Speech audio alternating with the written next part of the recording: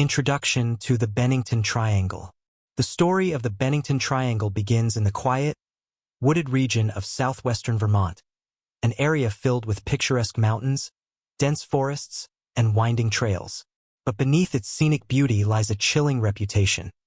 A reputation for strange vanishings, eerie legends, and unexplained events that have spanned decades. The area, roughly centered around Glastonbury Mountain, has become infamous thanks to multiple mysterious disappearances between 1945 and 1950. Coined the Bennington Triangle by author Joseph Citro, the region includes the towns of Bennington, Woodford, Shaftesbury, and Somerset, and of course, the now ghost town of Glastonbury itself. Locals and travelers alike have reported bizarre phenomena here, ranging from disembodied voices and strange lights to sightings of shadowy figures lurking among the trees. The mystery captured national attention because of one recurring, terrifying fact. People entered this wilderness and never returned. Hikers, hunters, and even townsfolk disappeared without a trace, sparking endless speculation. Was it wild animals, criminal activity, or was something supernatural at play? Hidden in the forested heart of Vermont, legends of Native American curses, phantom creatures, and even UFO encounters have been tied to the Bennington Triangle. Some say the land itself rejects people who wander too far in. Others suggest more rational explanations: disorientation, sudden weather changes, or accidents in dangerous terrain. But the truth remains elusive. In this series, we'll explore the unsettling history of the Bennington Triangle, diving into the eerie cases of vanished individuals, the chilling theories, and the stories that keep this patch of Vermont infamous to this day. By the end, you'll have to decide for yourself. Is the Bennington Triangle simply dangerous wilderness, or is there something far darker hiding in the shadows? The first disappearance. Mid-Dye Rivers, 1945. The mystery of the Bennington Triangle began with the strange disappearance of an experienced outdoorsman named Mid-Dye Rivers in 1945. At 74 years old, Rivers was no stranger to the woods of Vermont. In fact, he knew the wilderness better than most, working as a hunting and fishing guide in the Glastonbury area. Locals trusted him, believing if anyone could navigate the thick forests and treacherous trails, it was Mid-Dye. On November 12, 1945, Rivers led a group of 4 hunters into the mountains near the Long Trail, a popular but challenging hiking path. The day went as planned until it didn't. While the group made their way back, Mid-Dye, moving ahead as the guide, vanished. The others assumed he would wait at the next landmark or be just around the bend. But when they reached the trailhead, he was gone. A massive search began almost immediately. Hundreds of locals, police officers, and even the U.S. Army scoured the woods. They used tracking dogs spread out across the trails and combed through ravines and riverbeds.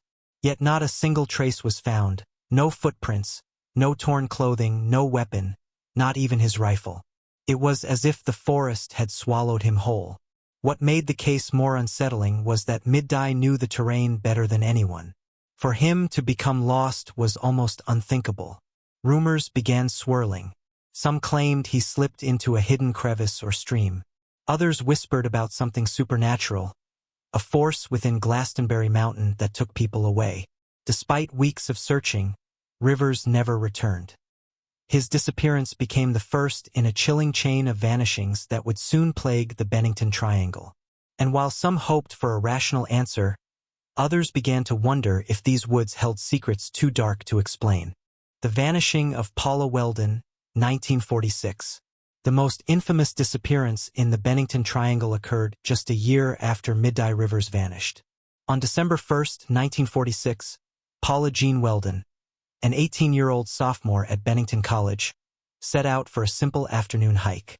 She was last seen heading toward the Long Trail, a popular hiking path not far from campus. Paula was not dressed for wilderness survival. She wore a bright red coat, jeans, and sneakers. Witnesses later reported seeing her walking along the trail near Glastonbury Mountain, easily recognizable in her red jacket against the snow-dusted forest. But as daylight faded, Paula never returned. When she failed to show up for class the next day, a massive search effort began. Hundreds of volunteers joined state police, FBI agents, and even the National Guard to scour the woods. It became one of the largest search efforts Vermont had ever seen. Yet despite the manpower, dogs, and aircraft, no trace of Paula was ever found. No clothing, no body, nothing. Her disappearance shook the small community. Rumors flew. Some claimed she had run away to start a new life. Others suspected foul play, and many whispered about something far stranger. Her bright red coat became part of the legend.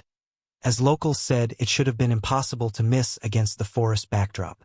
Adding to the eerie mystery, hikers later reported strange lights and sounds in the area during searches. Some even claimed they felt watched, as if the forest itself concealed an unseen presence. Paula Weldon's case remains unsolved to this day. Her disappearance was so unsettling that it even led to the creation of the Vermont State Police, as the state had no official police force at the time to handle such large investigations. Paula's story became the defining case of the Bennington Triangle, cementing the region's reputation as a place where people simply vanish without reason. The mystery of James Tedford, 1949. In December 1949, the Bennington Triangle claimed one of its most baffling victims, James E. Tedford, a 68-year-old veteran. Unlike Midday Rivers and Paula Weldon, Tedford wasn't hiking in the woods when he vanished. Instead, he was traveling on a bus, heading back to the Bennington soldiers' home after visiting relatives in St. Albans. Witnesses confirmed that Tedford boarded the bus and took his seat. The ride was routine, making several stops along the way, and each time passengers remembered seeing him sitting quietly, gazing out the window. But when the bus reached its final stop in Bennington, Tedford was nowhere to be found. His belongings, however, were still there. A neatly folded bus timetable lay on his empty seat, alongside his luggage. Even more chilling, witnesses swore he had been there just moments before the bus arrived. Somehow, between one stop and the next, James Tedford had disappeared, without a sound, without anyone noticing. Investigators were left completely baffled. There were no signs of foul play, no evidence of an accident. How could a man vanish from a moving bus without anyone seeing? Theories ranged from the rational to the bizarre. Some suggested he simply stepped off unnoticed, though every witness denied it. Others believed he had been pulled into another dimension, or that the triangle itself had swallowed him. What makes this case especially haunting is that Tedford had already experienced loss. His wife had mysteriously vanished years earlier, also without explanation. To some, it felt as though the triangle had come to claim him as well, continuing a cruel pattern of disappearances. The vanishing of James Tedford remains one of the strangest mysteries tied to the Bennington Triangle, fueling whispers that the area is not bound by the ordinary rules of reality. The strange disappearance of Paul Jepson, 1950. On October 12, 1950, the Bennington Triangle mystery took a darker turn with the disappearance of Paul Jepson, an 8-year-old boy from Bennington. Paul had accompanied his mother, who worked as a caretaker for a local farm.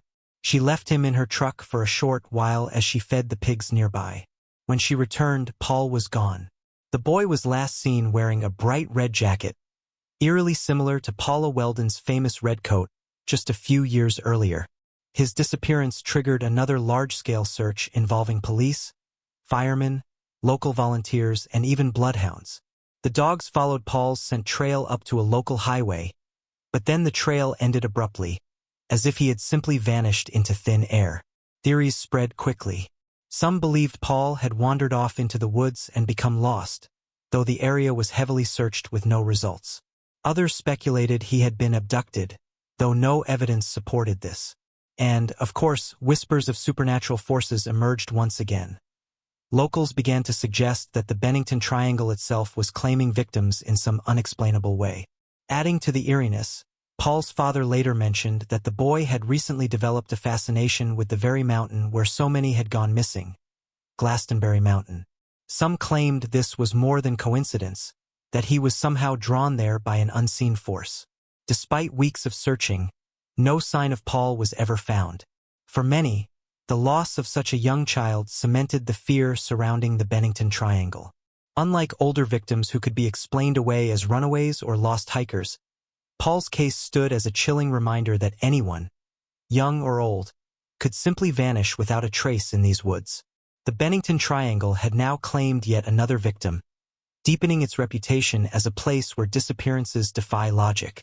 The case of Frida Langer, 1950. The last major disappearance tied to the Bennington Triangle occurred on October 28, 1950, just 16 days after young Paul Jepson vanished. This time, the victim was Frida Langer, a 53-year-old woman described as tough, capable, and familiar with the wilderness. Unlike previous cases, Frida's disappearance unfolded in front of witnesses. Frida had gone camping with her cousin near the Somerset Reservoir.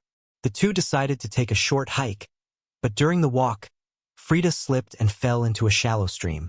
Soaked and uncomfortable, she told her cousin she would return to camp, change her clothes, and catch up with him later. The trail was simple and she knew it well.